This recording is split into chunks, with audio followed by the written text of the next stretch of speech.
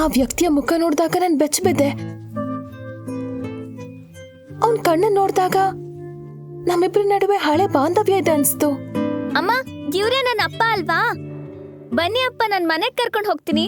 ಆರ್ಯ, ಏನ್ ಹೇಳ್ತಿದ್ಯಾ? ಅವ್ರು ನಿನ್ನಪ್ಪ ಅಲ್ಲ. ನಮ್ ಮ್ಯಾನೇಜರ್ ಬಂದ್ರೆ ಅವ್ರು ನನಗ್ ಬೈತಾರಷ್ಟೇ.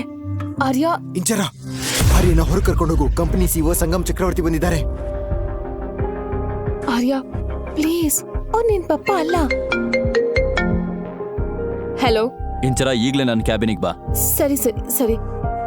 ಅಯ್ಯೋ ದೇವ್ರೆ. ಆರ್ಯ, ನನ್ ಕ್ಯಾಬಿನಲ್ಲಿ ಕೂತ್ಕೋ, ನಾನ್ ಬರ್ತೀನಿ. ಅವ್ನು ನಿನ್ ಮಗನ? ನೀನೇ ಅವನಿಗೆ ಇದೆಲ್ಲ ಮಾಡೋದಕ್ಕೆ ಹೇಳ್ಕೊಟ್ಟಿಯಾ?